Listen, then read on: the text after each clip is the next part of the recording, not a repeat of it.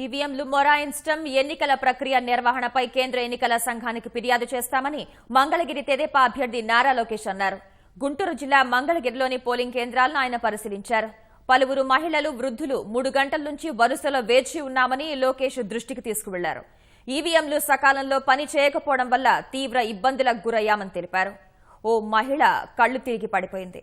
Queue లైన్లో వేచి ఉన్న వారికి కనీస సౌకర్యాలు కల్పించాలని లోకేష్ అధికారుల దృష్టికి తీసుకెళ్లారు.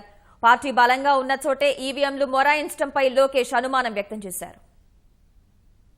ఒక మంగళగిరి నియోజకవర్గంలోనే కాదు, రాష్ట్ర వ్యాప్తంగా కూడా ఈవీఎంస్ పనిచేస్తాం లేదు. కొన్ని బూత్లో అయితే దాదాపు 5 గంటలైనా కూడా ఇంకా పోలింగ్ ప్రారంభం కాలేదు.